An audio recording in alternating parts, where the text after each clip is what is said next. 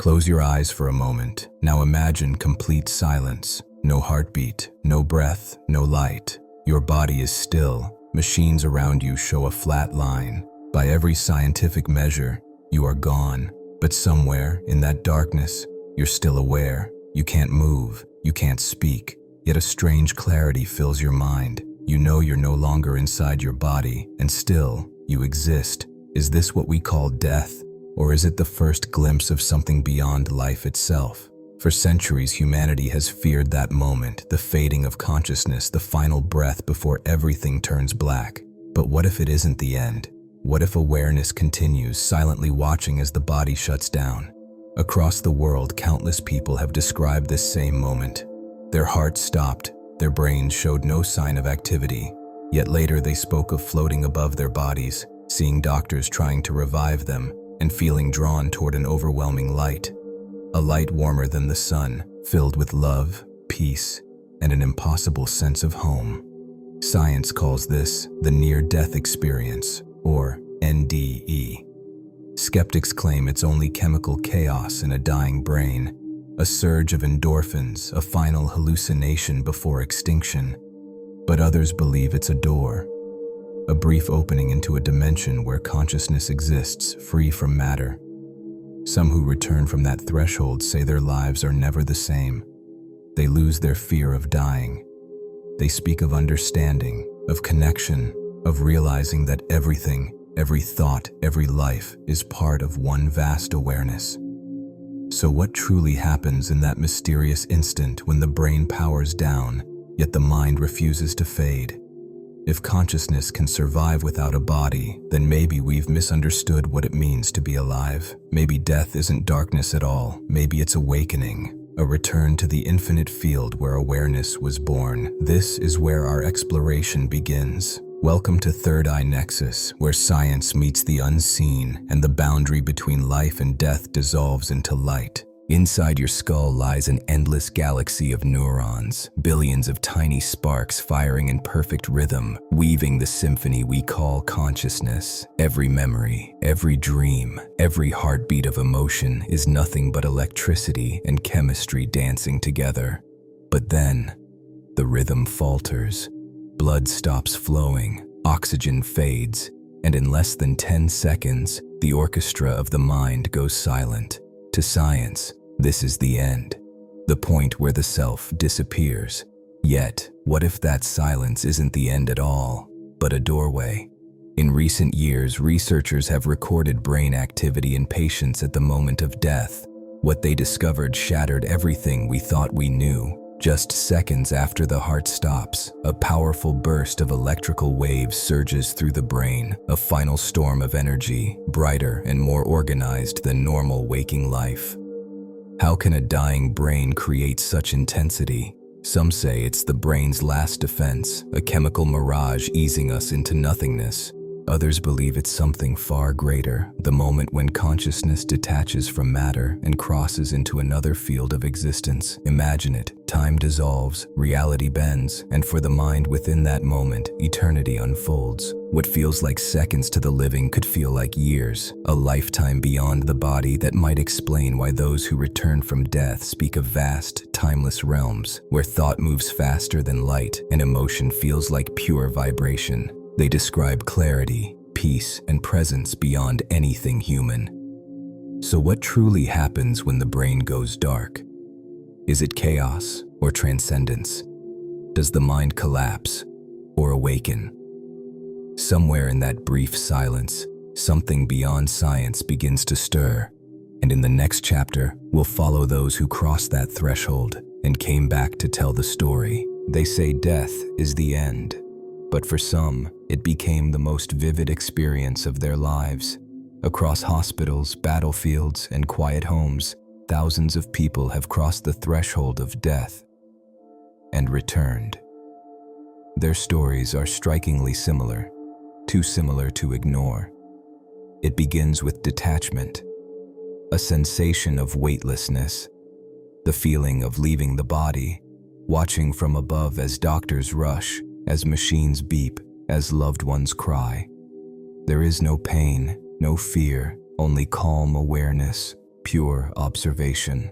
Then comes the light, a radiant brilliance that isn't seen with the eyes but felt through every part of being. It doesn't blind, it embraces, it carries warmth, understanding, and a love beyond human language.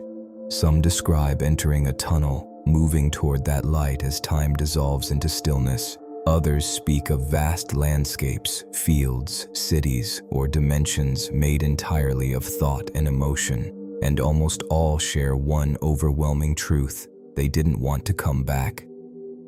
For many, a presence greets them, something immense, intelligent, yet deeply personal. It doesn't speak in words, but communicates directly through knowing. Some call it God, others call it Source, or simply the light. But every encounter leaves a mark. People return changed, kinder, fearless, often filled with purpose. The things that once mattered, money, pride, power, fade into insignificance. They begin to live with a quiet certainty that life continues beyond the body. Science struggles to explain such stories. Are they the product of a brain in distress, starved of oxygen and flooded with chemicals? Or are they glimpses into another level of consciousness, one that exists even when the brain stops? One thing is clear. For those who have seen beyond the veil, death is no longer an ending, it is an awakening. In the next chapter, we step deeper into that light to explore what waits within it and what it might reveal about the true nature of reality. The light is not a place, it's a presence. Those who have entered it say it feels like returning home to something they had forgotten but somehow always knew. There, every thought becomes reality, every emotion shapes the world around you. It's a realm where time folds, where love and awareness merge into one endless current. No words, no language, only knowing. Some describe meeting beings made of pure energy, figures that radiate wisdom and compassion. They don't judge, they reflect. They show your life, every action and intention, as if holding a mirror, not to what you did, but to what your choices made others feel. This life review is not punishment, it's understanding. It reveals how every word and every silence rippled through existence, how deeply connected every soul truly is. And in that light, judgment transforms into forgiveness. Fear melts into love. People describe it as being completely known, naked not in body but in truth, and still, unconditionally accepted. Religious mystics call it the realm of the soul. Quantum theorists call it the field of pure consciousness. But the feeling across all stories is the same. I was finally home. Then, just as suddenly as it began, it ends. A voice, or perhaps an understanding, whispers, "It's not your time." And with a single thought, they're pulled back through the tunnel, back into the body, back into pain, back into gravity. Yet they never truly return as the same person. Something of that light stays within them, a fragment of peace that glows quietly behind the eyes.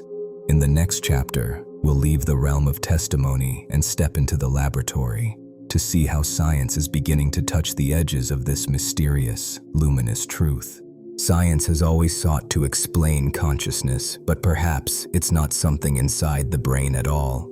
Perhaps the brain is only the receiver, and consciousness is the signal. In recent decades, a few daring scientists have begun to challenge the materialist view. Among them are physicist Sir Roger Penrose and anesthesiologist Stuart Hameroff, who proposed the OR theory, that consciousness arises from quantum activity inside the microtubules of brain cells. To the ordinary eye, these microtubules are microscopic structures, but within them, Penrose and Hameroff suggest, tiny quantum events occur, fluctuations at the smallest scale of reality, connecting our awareness to the very fabric of the universe. If true, it means consciousness isn't confined to the brain's gray matter.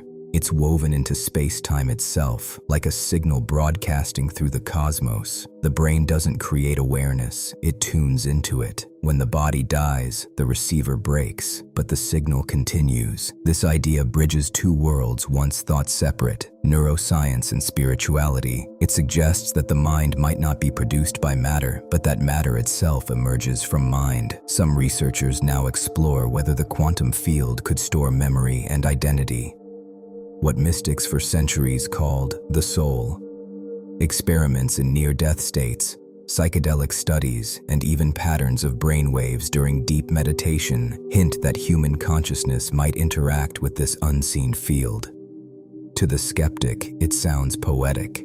To the seeker, it sounds like truth finally catching up with intuition. Because if the quantum world holds the secret of awareness, then perhaps every particle in existence is awake in some form, a universe observing itself through endless eyes. In the next chapter, we'll step beyond science and trace this idea through the world's oldest traditions, to see how ancient civilizations spoke of the soul long before the word quantum was ever born. Long before laboratories and microscopes, human beings looked inward and asked the same question science asks today. What am I, really? From the deserts of Egypt to the mountains of Tibet, from Sufi poets to Greek philosophers, every civilization carried its own vision of what we now call consciousness. In ancient Egypt, the soul was divided into parts: the Ka, the life force; the Ba, the personality that could travel between worlds; and the Akh, the immortal essence that reunited with the stars.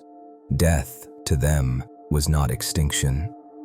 It was transformation, a migration of awareness into eternity. In Hindu philosophy, consciousness is eternal, uncreated, and indestructible. The Atman, the true self, is one with Brahman, the infinite source of all that exists. The body dies, the mind changes, but awareness is reborn again and again, each life a lesson in remembering who we truly are. Buddhism refines this idea. It teaches that the self is an illusion, that consciousness is a flowing river rather than a fixed entity. When the illusion of separateness ends, the river returns to the ocean of pure awareness, nirvana. In the Abrahamic faiths, the soul is breathed into the human form by the Creator. It is tested, purified, and one day called back to its source. The Quran says, God takes the souls at the time of their death, and the Bible echoes, the dust returns to the earth, and the spirit returns to God who gave it. Different words, same truth, that what we truly are cannot die. Even modern mystics, from Rumi to Carl Jung, speak of the same invisible thread, the bridge between body and spirit, between the seen and the unseen. Every culture, every era whispers the same message through different tongues. You are not the body, you are the awareness behind it. And perhaps that is why, when people touch the edge of death and return, they describe a familiarity, as if they've been there before. In the next chapter, we'll bring these worlds together, science and spirit, reason and mystery, to explore the dialogue between mind and matter and the possibility that both are one and the same. For centuries, science and spirituality have argued over the same invisible line. Does the mind emerge from matter, or does matter emerge from mind? The old worldview saw the universe as a machine, a vast collection of particles obeying fixed laws. Consciousness, they said, was nothing more than chemistry. But that story is beginning to crack. Modern physics now tells us that reality isn't solid. It's relational. Particles change when observed. Energy responds to attention, and the act of observation itself seems to influence what becomes real. Could it be that the universe is conscious of being watched, or that awareness is the canvas upon which all existence is painted? If consciousness and matter are two sides of one coin, then perhaps every rock, tree, and atom is part of a single living organism, the cosmos thinking through itself. The mind shapes perception. Perception shapes reality, and reality in turn reflects the mind that observes it. A perfect loop, an infinite conversation between being and becoming. Mystics have said this for ages, as within, so without. Quantum theorists echo the same. The observer is part of the system. When we dream, our minds create entire worlds, complete with light, texture, emotion, and time. Who's to say waking life isn't a dream of a greater consciousness? One we momentarily inhabit, believing it to be absolute. If awareness truly weaves reality, then every thought, every intention ripples outward, shaping the world around us. We are not just witnesses of existence, we are participants in its unfolding. Maybe that's why ancient traditions emphasized inner silence, because when the mind becomes still, reality itself begins to listen. In the final chapter, we'll cross the last threshold, beyond brain, beyond matter, into the possibility that consciousness itself is eternal, and that death, far from an ending, is simply the next awakening. Death. The word alone carries a chill, the shadow that follows every heartbeat. Yet what if death is not the shadow, but the light waiting behind it? Those who have glimpsed beyond the veil all speak the same truth. I didn't die, I woke up. They describe a moment when the boundaries dissolve, when the self, the body, even time itself fall away like old skin. What remains is awareness, vast, peaceful, infinite. It doesn't think in words, it simply knows. It knows that everything which ever was, still is, that every life, every tear, every love is a single note in the endless song of existence. Science can measure the flicker of a neuron, but it cannot touch the silence that remains when the neurons stop. That silence is not empty. It hums with presence, as if the universe itself is breathing through us. Maybe consciousness was never ours to begin with. Maybe we are waves on an eternal ocean, born, rising, and falling, but never truly separate from the sea. Religions call it the soul, philosophers call it being, mystics call it the divine, but perhaps it's simply what we've always been seeking, the realization that we have never truly been apart. When the heart stops, the story doesn't end, it shifts. The observer moves from the seen to the unseen, from matter to meaning, from time to eternity. And in that realization, death loses its grip. What we fear as the end is only the beginning of remembrance, the moment we open our eyes and remember that we were infinite all along. This is the final revelation of the third eye nexus, that consciousness does not begin with life, and it does not end with death. It is life itself, the eternal witness behind every dream, every breath, every heartbeat in the cosmos. Welcome home.